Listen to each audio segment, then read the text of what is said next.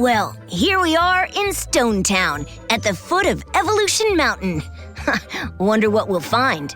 A rock concert? I crack myself up. Okay, let's just listen to the podcast.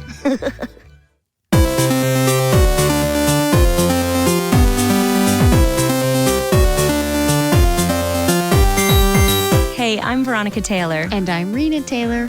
And this is The Trainer's Guide. Today's episode, The Battling Eevee Brothers. hello. Well, we are here at episode 37. We're so close. We're so To close to something. the end, I think. Well, ish. Kind of. I do have to say, in all honesty, we have recorded this once before. Yes. And my microphone malfunctioned and we got none of it. So we are re-recording in a very fresh way.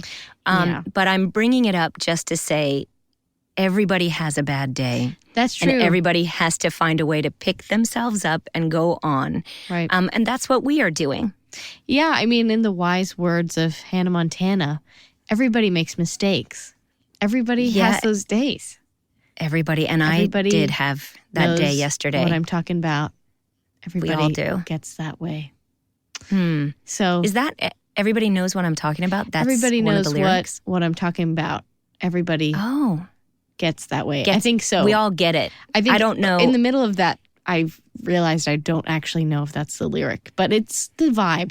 So That totally is. that's what it is.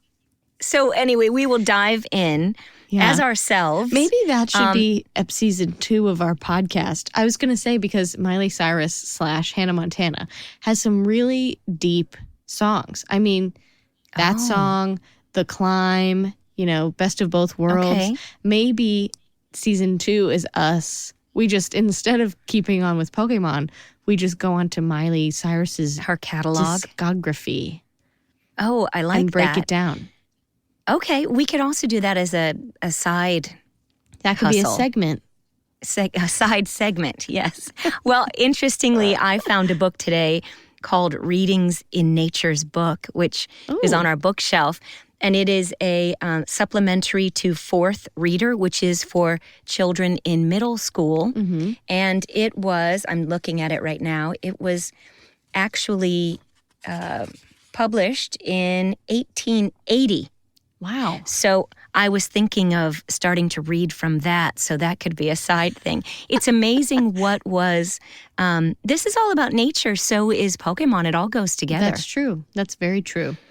The stories are interesting and they use big words, which many 4th and 5th graders may or may not encounter in their regular lives. So we'll see what comes after episode 52. Let's not get ahead of ourselves. I was going to say, does it have anything, does your book have anything about garden parties? Well, no. Well, okay, I haven't read through the whole thing, but it does have you going out in nature and looking at leaves. And certainly you could take a picnic out and maybe bring some of your favorite friends over for a party. And you would be evolving because of your conversation Nice. and what you're learning. Well, that is a perfect segue into this week's episode. Right, because we and our heroes are traveling along and they discover an Eevee tied in a tree hole. Yeah, exactly. I think. Yeah, it's like a little cave. nook. A nook, that's probly better. Inside a cave in a a tree tree, is not. Yes, which I always like to imagine that's where fairies or gnomes live or the mushrooms grow in there and you can set up tiny tables and chairs. But Eevee is there alone with its little bowl of water and some food. Yeah, and it's interesting because, the way it's sitting in there, you'd think that it looks like somebody's coming back for it. Like it looks like somebody left it, like when you tie your dog up and go into the bodega or something. Like you're coming back for it. But Brock has this innate sense where he goes immediately, this Eevee has been abandoned. And, he can just sense that. And so then Ash and Misty, well, Ash wants it because we find out that Eevee is an evolution Pokemon, which I think is so cool. And I didn't know that that's what it was called. And so it can evolve into 3 different things, which we Right. know as, Pokemon trainers of the world, that Eevee these days can evolve into more than just 3 Pokemon. But I think it's really Right. cool that we see that it's just those 3. Like, Very basic. yeah, very basic, and also really neat that even with a Pokemon that is an original Pokemon like Eevee, or, I think Eevee specifically, but like Eevee, it can continue to change. Like, we know Right. now that there are more evolutions of it, but but at this point there's only 3. But so I just think it's cool to kind of have that little look into the future of what it could be. Except that at the time that this came out, no one knew Exactly. that there was anything more. Exactly. So we kind of are looking ahead, but looking back and trying to stay in the moment. Exactly. Which is the way human beings are meant to live. Right. Exactly. I think. So Ash wants the Eevee, but Right. Misty sees that it has like a little tag on it, on its collar, that Right. gives an address to what we find out is a gigantic mansion Yeah, in a place called it's- Stone Town. Yeah, it says on the tag, it says Stonetown 314, which I thought of, that's pi, Yeah. isn't it? So That's it's true. kind of like the basis of so many things and pie, Right. like Pi Day. And who maybe. doesn't love pie? We all do. And those little nuggets of food are like little pie Pie bites. bites. Something, I'm not sure. So maybe it eats pie bits. I think, yeah. But Eevee the looks like 3 somebody who would love pie. yes, and maybe Ash also identifies with that. Totally. So that's why Totally. he wants an Eevee. But the 3 is for 3rd block and the 14 is number 14. Right. So it turns out to be the address. Stonetown Wah, wah. is at the foot of Evolution Mountain, Mm-hmm. which I think is really pretty cool. And there are stones that come from Evolution Mountain.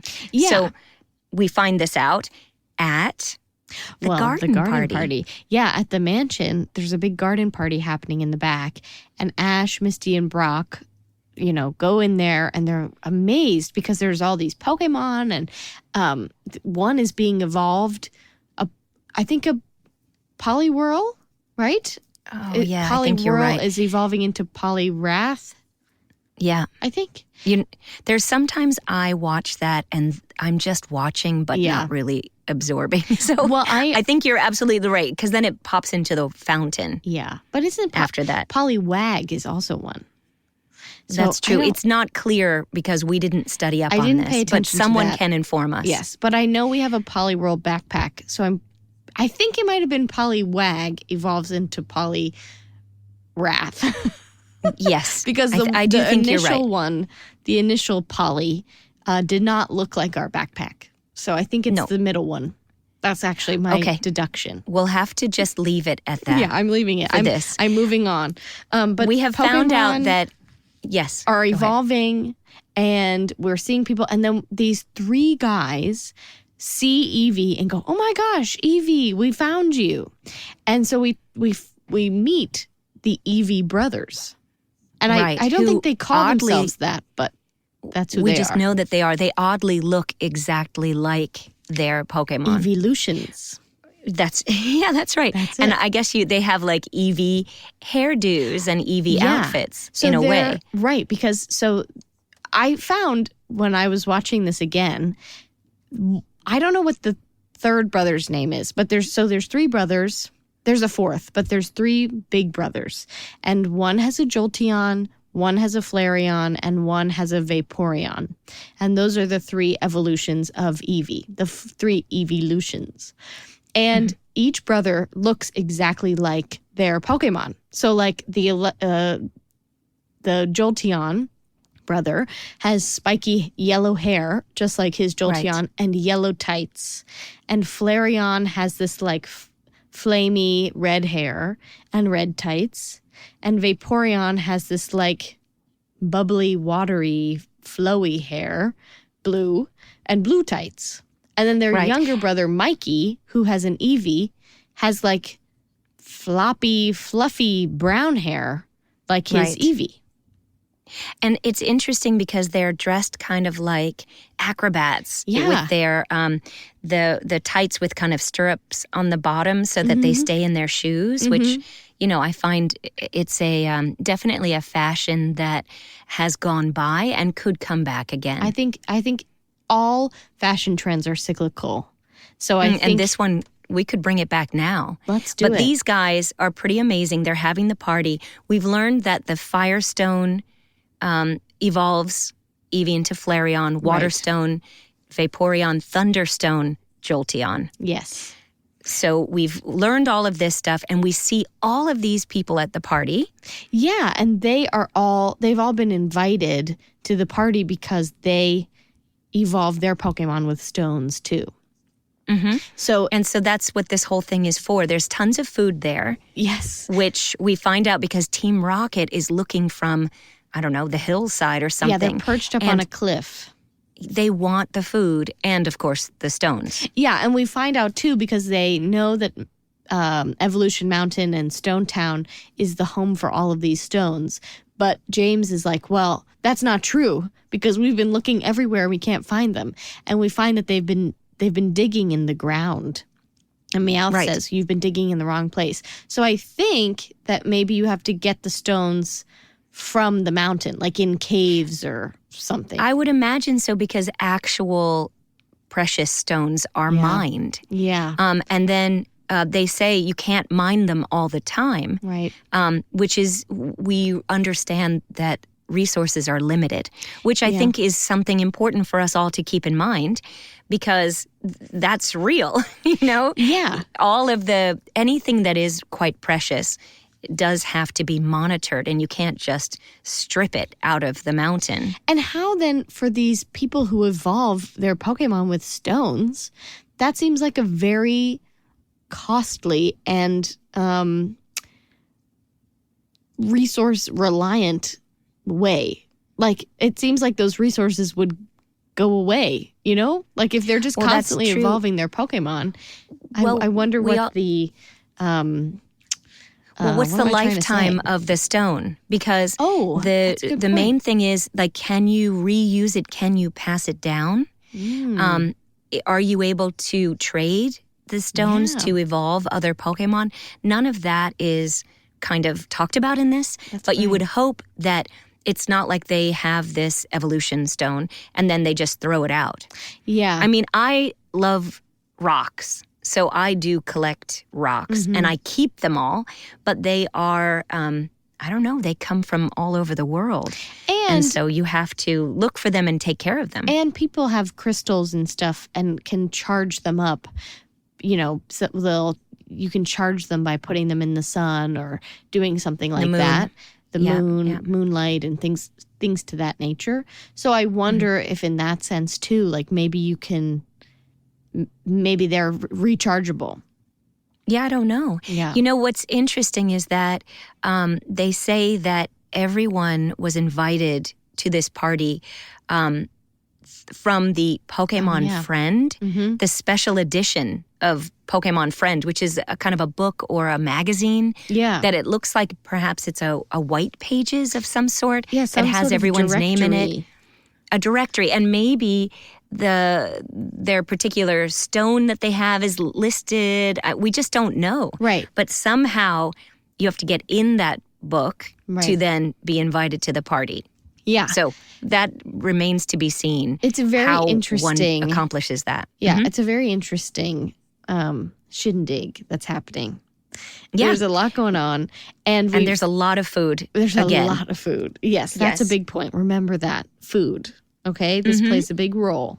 But so we meet Mikey, who is the one who abandoned his Eevee. And we find out that the party is for him. And the brothers are wanting him to evolve his Eevee. But Mikey doesn't want to battle. He doesn't really want to be a trainer. And he doesn't want his Eevee to evolve. He doesn't want to force Eevee to evolve. He doesn't really care about that. He wants Eevee to be his friend, you know? Yeah.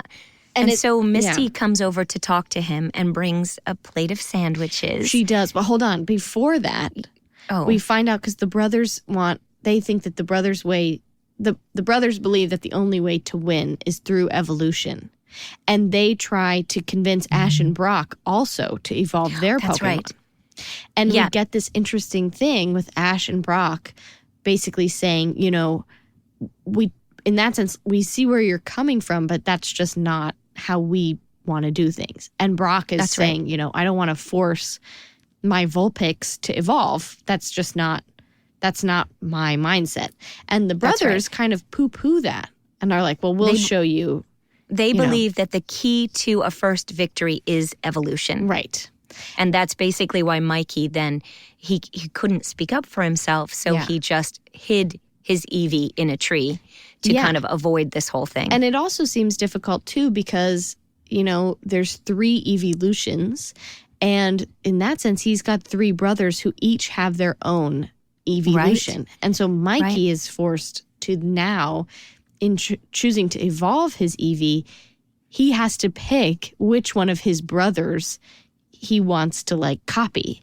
And so they're Yeah, that's also right. battling with each other to see whose Pokemon is better or who's the strongest and all this kind of stuff. So I think Right. Mikey, too, is put in this situation where he doesn't want to choose one of his brothers over the other, but he doesn't really he doesn't see a way out. And so instead of telling them how he feels, he just tries to hide Eevee so that, there's no Pokemon. We can't have a Pokemon evolving party.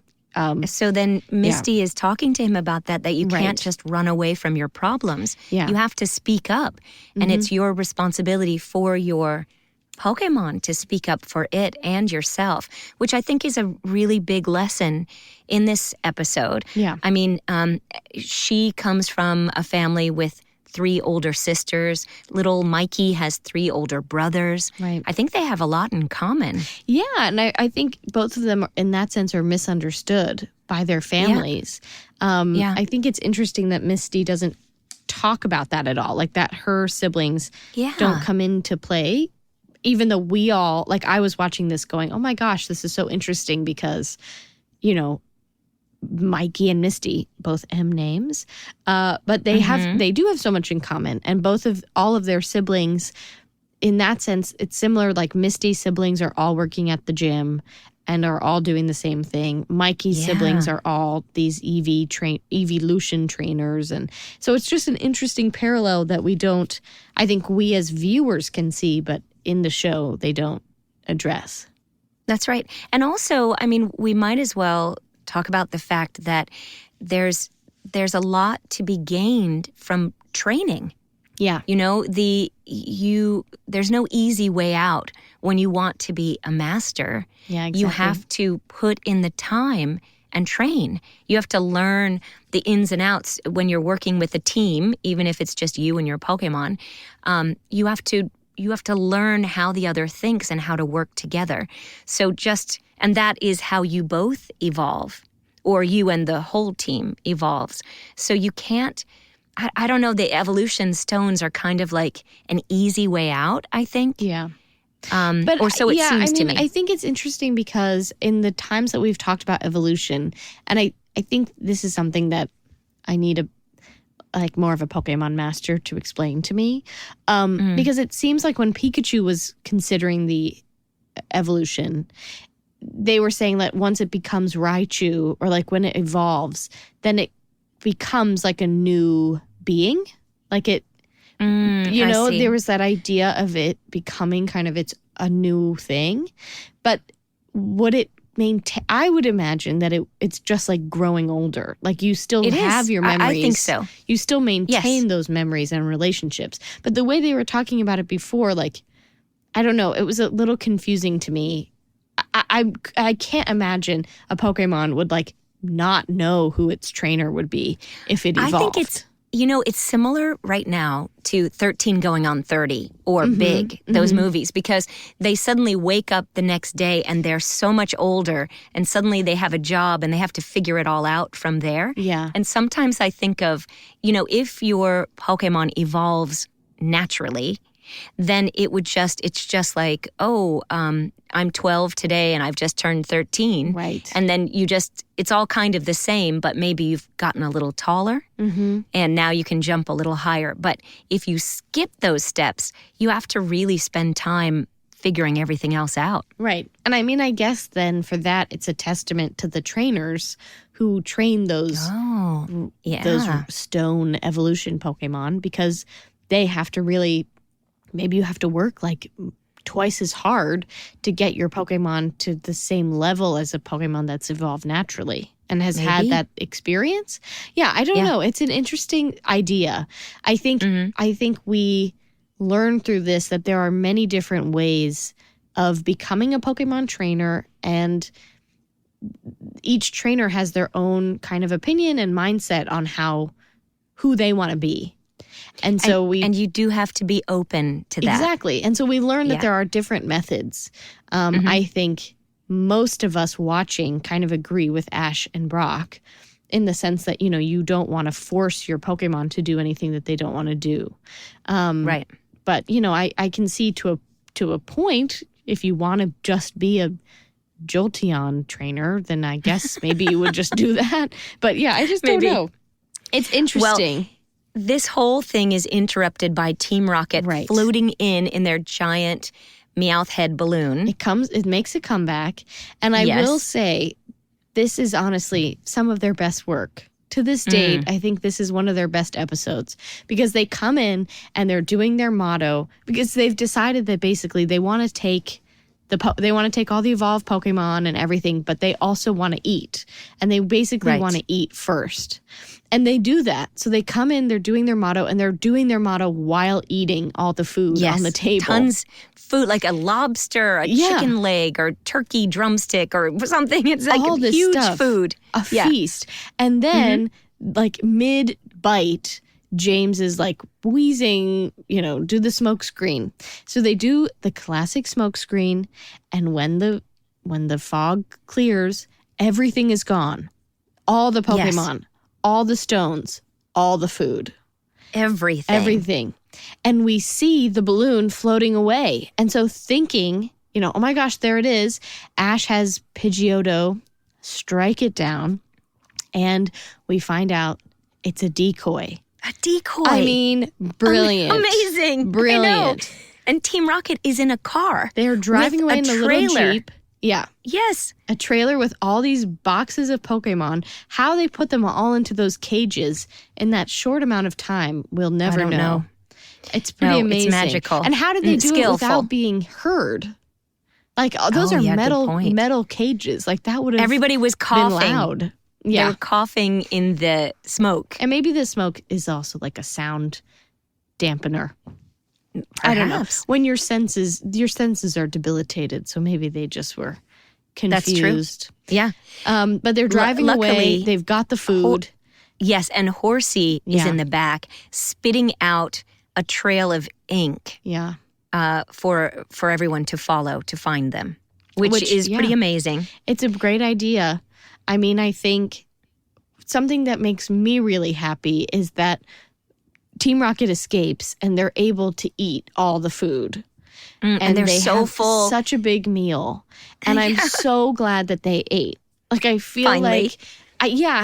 they're always trying to eat and always talking about eating. And I feel like they haven't had a big feast. They've tried and they've been interrupted, or I don't know what. And I'm just so happy that in this episode they got to eat. And I do think that a good meal, they're pretty powerful in this episode. This is kind of the first episode we see them being more dastardly again, Yeah, I guess that's true. It boosts their battle skills. They just needed But some they food. also, because of this, they have proclaimed themselves champions of the world. Yes. And they're riding high on that. And then they decide they want to evolve Eevee, but they're quarreling over which stone to use. Just like the what brothers. choice they should make. Exactly. And they decide to put all the stones together and see what happens. And honestly, I kind of want to see what happens too. I really think that's dangerous. I mean, I don't know. There are several things. Frankenstein, Right. Have you've heard of that. I read it. What about in The Fly?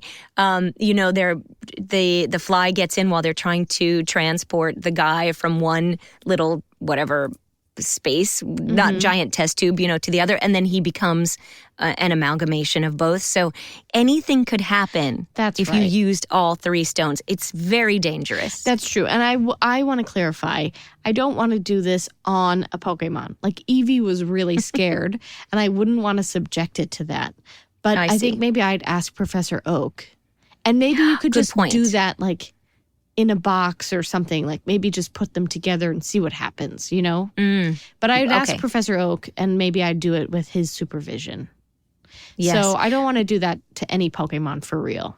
No, you shouldn't. I have heard that there are islands where people do this too. That's right. Mixing animals. So I don't think we should go into that. Yeah. No, I don't want to do that. I don't want to go there right now, and I don't want to actually physically go there ever. No, not at all. Well, luckily in our episode, everybody has followed the trail and they show up and they put a pause on this. I know. We never see calls, it. No, of course not, because Misty calls Jessie an old hag. An old hag. And Jessie, I mean, she gets crazy. She's blowing fire out of her mouth, and Meowth even says that she's evolved into a Flareon. Yes. And she gets so angry and, basically is like, let's fight them. And the brothers, who I don't think I heard who the Jolteon name is, but the blue one, Vaporeon, his name is Rainer, and the fire one is Pyro, which makes so much sense. So I don't know what the Jolteon would be, like Shock or Trixie or something. Like Shocky. Chakra. I don't know. But that's interesting. I didn't hear their names at all. I should watch the episode 4 times. I know. I heard it, in my 60th time watching it. Just kidding. But he goes, he's our brother, and that's our brother's Eevee. We've got to stand up for him. And he's like, Rainer, Pyro, let's go. Wow. Anyway, I was like, well, it has to be some kind of a thunder, electricity, or something. Well, yeah. Something name. Rainer is very obvious for a water Pokemon. Yes. We'll leave that to someone else to come up with the name for the coloring book. Exactly. When the names are there. So everyone jumps in and starts battling. Big battle. Yes, huge battle. Lots of moves, lots of Pokemon come out. But as we say, yada, yada, yada. Team Rocket's on fire, literally. Yeah. They're really working it. And then, Ash steps in with Pikachu, and Misty's horsey does some more ink squirting, and then they get electric shocked, they get thunderbolted, and everybody thinks that that's going to be it because that's normally it. But Team Rocket are like, we can't lose this battle to them, especially on our first day as champions. Right. And so they keep going, and everybody's surprised, and it ends up being all down to Mikey and his Eevee, who they do their first battle together. And for somebody who doesn't want to battle, he's pretty good. He has been training Eevee. Yeah, I guess so. And he uses a couple of moves and defeats Team Rocket. Yeah. Actually blows them away. Yeah. And we can see that it doesn't matter. You can be tiny and still make a huge difference. Exactly. So for both trainer and Pokemon. Right. It's pretty amazing. Yeah. And so Mikey wins his first battle without evolving. And I think that definitely makes his brothers kind of start rethinking their ethos. And that's it. In that moment, Mikey decides and announces to everybody that he wants to be an Eevee trainer. And the brothers are like, oh, really? Like, if that's what you wanted, you should have just told us. Like, that's awesome. We can now be the 4 Eevee brothers officially or something. Which is interesting. They could have thought of before, but it just shows you have to speak up for yourself, because if there's something that you want, no one will be able to guess it. Totally. You have to say it. And I think especially for all of us in, sometimes with your family or friends, you you feel strongly about something, but you're too afraid to say it. And so then in that sense, you're kind of digging the hole deeper and deeper. So it's harder each time for you to try and get out of it. And yeah, that's right. I think Mikey is a great example of that, and he finally says he says what's on his heart, and he is accepted. And his family says, "Oh, yeah, okay," and once they understand him, they take him for They back him up. who he is. So And Misty says, important. if you really want something, you have to go for it. Yeah. And I mean, she has a lot of wisdom in this episode. Yeah. And I think we can learn from that as well. That's true. She also has a great line at the end. Some What's great her line? comedic line. Well, comedic back and forth. Because Misty goes, it would be nice, after this, she goes, it would be nice to have brothers. Oh, yeah. And then Ash goes, well, you could pass for my brother. Right. She conks him on the head. Mm-hmm. And Brock says, Grasshopper has little sense but big mouth. Right. Hilarious. So strange. Really funny. I know. Also, we forgot there was another conk on the head with Psyduck showed up. I know. In this. So that was another thing. Like this was an interesting episode with all different Pokemon running around. And I guess in a sense, Misty kind of taking the star role as negotiator. It's true. And big sister in a sense. Yeah. Misty was really, she was on fire too. There are a lot of people on fire. You can't really say on fire because we've got firestones happening and then a lot of stuff. And she was can't on point. She can't be on fire as a water Pokemon That's trainer. true. You can't. No, you couldn't be. She was cool. She really did well. That's true. Maybe. Yeah. Also, I think it's interesting that the episode ends with Team Rocket eating out of cans, eating their food out of cans, which we had, I guess, last episode. Or it's this whole cans of food thing is pretty wild. And the food that they had at the banquet was actual food. And then Misty brought over a plate of actual sandwiches and tiny hot dogs. Mm-hmm. And pie bites. Those little pie bites. But it's so, usually we see onigiri or some kind of more Japanese food, sushi related. But here we're seeing just like food, buffet food. Although we did have a lot of sandwiches, especially in like the 7-Elevens and things like that when we were in Japan. Right. There are a lot of sandwiches there. Well, that's true. I'm just saying in the episodes we haven't seen that much. Totally. But I think on the St. Anne there were also sandwiches. I think so. At the buffet. I think so. I don't remember entirely, but I think you're right.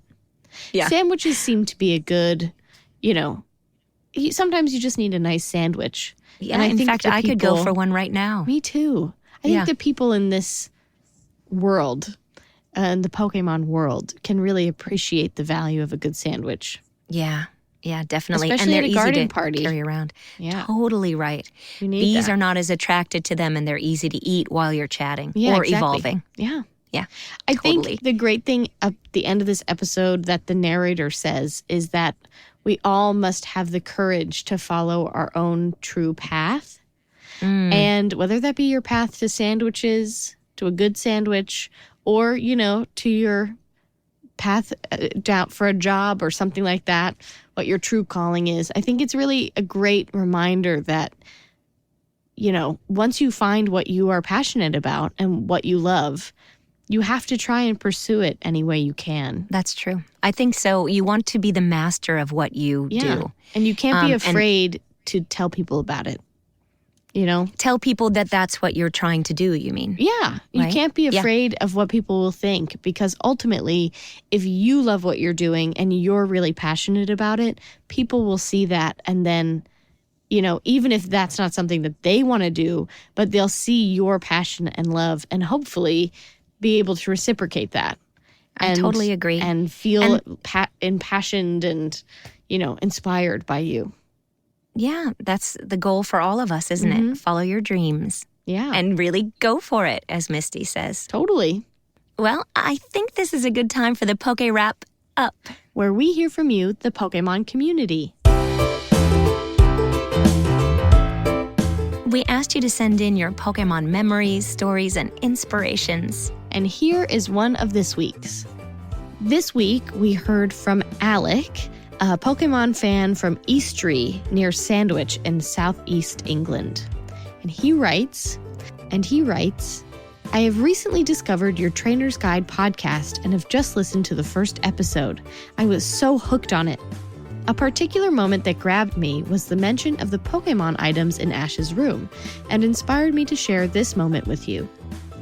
In my family home loft, I still have a bunch of 2-inch Pokémon toy figures made by Hasbro, nearly all Kanto ones, but 3 Johto ones as well, Hoot Hoot, Bellisum, and Togepi, which were included in movie-themed 5-packs. Roughly 10 years ago, when I studied animation at university in Farnham, in Surrey, I sometimes wore a Master Ball from 1-pack with my Mewtwo figure in it on a lanyard during video game nights at the Student Union. Super Smash Bros. Was a regular fixture, and years earlier at friends' parties and play gatherings, I only used to play as Pokémon characters in it, as that was the only franchise in it that I was familiar with at the time. Also, since starting playing Pokémon Go in 2019, I have started a photographic Pokédex, taking pictures in environments that would closely match those detailed in Fire Red and Leaf Green. I've posted them on DeviantArt if you'd like to see. Go Pokédex 1992 is my account. G-O, all caps. Hope you liked this sharing of memories. Look forward to hearing more episodes. Alec. Thank you so much, Alec, for sharing your ideas and your memories with us. And we want to hear from all of you. Email us a short recording or write to us at trainersguidepod@gmail.com. And try to keep it short, maybe 30 seconds or so we don't have to edit. Oh, and please include your first name and where you're from. Well, that about wraps up today's episode of The Trainer's Guide.